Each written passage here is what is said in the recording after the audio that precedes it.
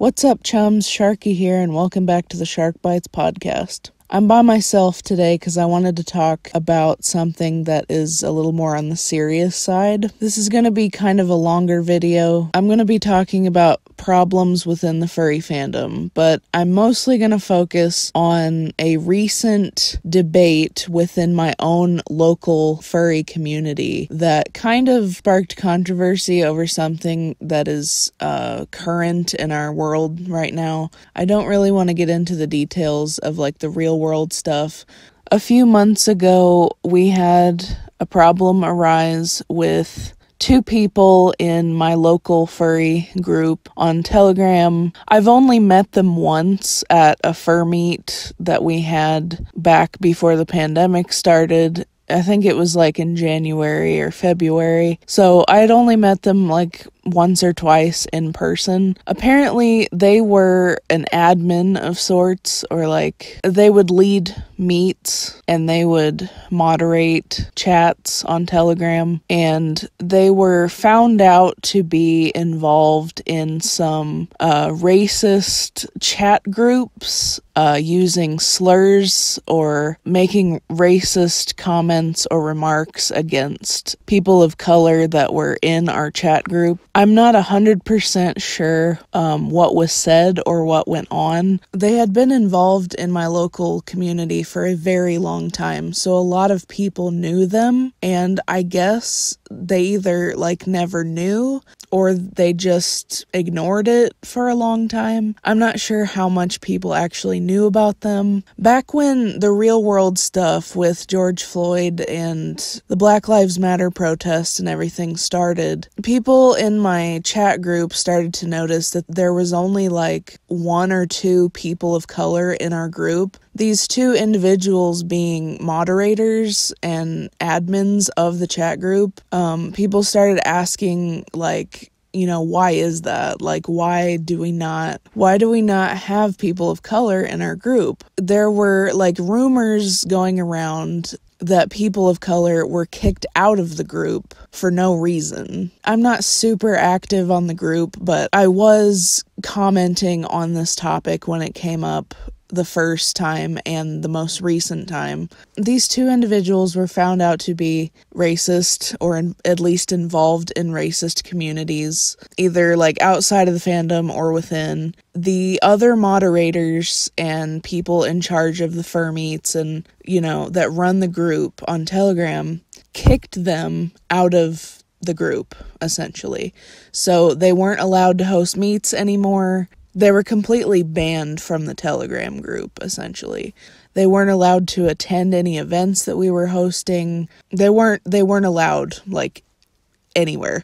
The problem is that after they were kicked from the group, some people that had known them for a longer period of time were debating whether they should have been kicked out or not. In my opinion, if someone is kicking people of color out of a chat group for no reason other than they are a person of color, and or making racist remarks or jokes or slurs against those people and making them feel like they don't belong in the group, they should be banned. Like, for me, it's not a question. You shouldn't be in that group.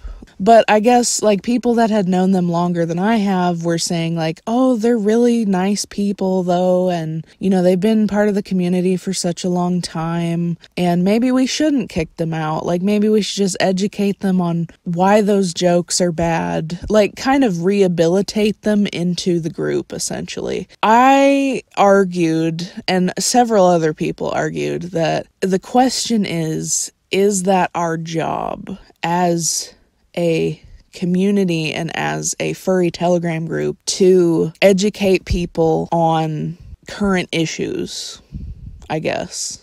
Like, I think on an individual level, either by DMing them or meeting with them in person, if you want to do that, that is totally fine. Like, I would encourage that. If there's a chance that they'll listen to you, I think you should definitely, you know, talk to them.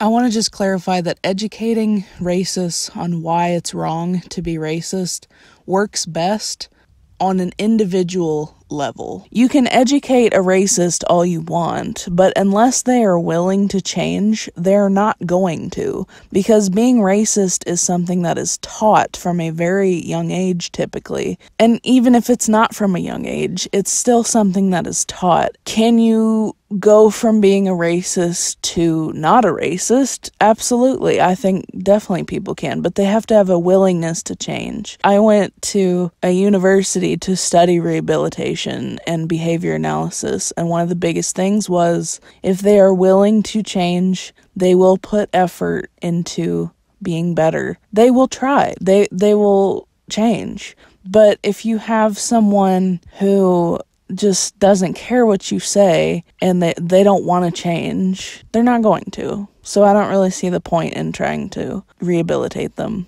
But the other part of that is, should we allow them back into the group? And for me personally, I couldn't even believe that this was coming up. I was like, no. But what I was saying is, the entire point of this furry Telegram group is for fun. It's a casual chat that people participate in. They attend events whenever they feel like it. It's supposed to be a laid-back atmosphere. Do I think people should still follow the rules? Absolutely. I'm not saying we should allow that to go on. I think they definitely should be banned, but I think if people want to take it a step further, they should do it on an individual level and contact them individually through DM or in person, not make a big show of everything in the group chat. I'm sorry if this video seems like it's all over the place. I'm trying to bring up several points. Another debate that came up is what is the mod's role? Like, what is the admin's role? One of the moderators made a pinned post on Telegram that said, "We support Black Lives Matter. If you're not with us, you're against us," basically, and that you would be removed from the group. And this was like posted, for everyone to see in the entire group. It was very, political in nature, I would say. And I know that Black Lives Matter is not a political issue, that it is a human rights issue, and I agree with that. But I think there is a way that you can go about it, especially when you're in a public setting. My point is, when a couple moderators in a group make a post like that, we're just a casual furry hangout group on Telegram. We're not a business. Should we be posting things like that or claiming things? It's almost like, should the moderators speak for everyone? Because maybe not everybody in that group supports Black Lives Matter. Everybody's different. I don't know. We say that we support the Black Lives Matter movement, yet we only have 2 people of color in our group. So it's like, do we? I don't know. I just think it's kind of weird. And I'm laughing because some of the stuff, I feel should be obvious, but it's not, apparently. But should we ban them in our local groups? I think absolutely. If it's for the safety of our members of a local group, I think absolutely they should be banned. I don't know how I feel about mods making decisions for everyone, or saying we support this, when some people may not feel that way. And I mean, they're more than welcome to leave, which is another thing that came up. They're welcome to leave the group if they don't agree with what the group stands for, I guess. Follow up to my local community's issue. We had a big, long debate over it in the chat a few weeks ago. People agreed with me on some things. The outcome kind of left up in the air.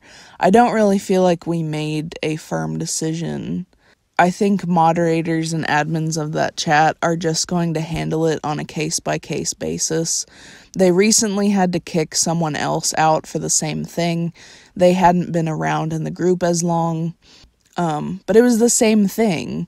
No one questioned that. No one questioned that person being kicked, but the individuals that had been part of the group for a long time that were like found out as racist, everybody had a problem with them being kicked out. So some of the other topics that I wanted to bring up just very quickly at the end of this video is other problems plaguing the furry community. Some people argue that the furry community is becoming too mainstream and people are diluting it and making it like less of the community that it was, or witch hunting / like keyboard warriors.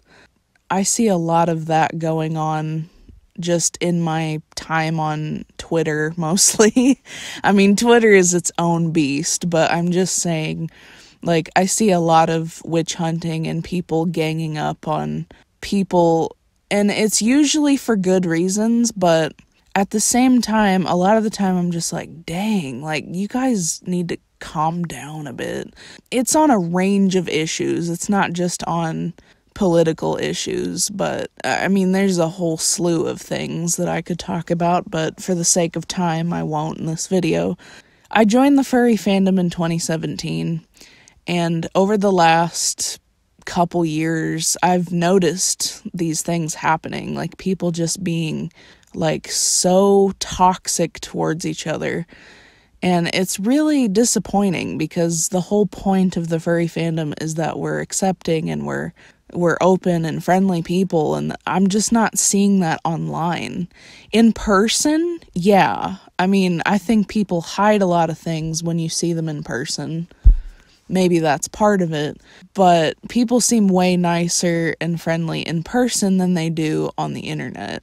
Like, every time I get on Twitter or online, I just see people like rip each other apart and not have like respectable debates. It's more like a fight, honestly. So going off of that, I see a lot of fakeness and toxicity. So like people being fake friends, or, you know, only liking people for their fursuit and not really caring about the actual person. People being really judgmental of the way people look, or kinks that people have, or hobbies that people have, which is dumb. Like, if you're not hurting yourself or anyone else, then I don't get the point of being judgmental about it.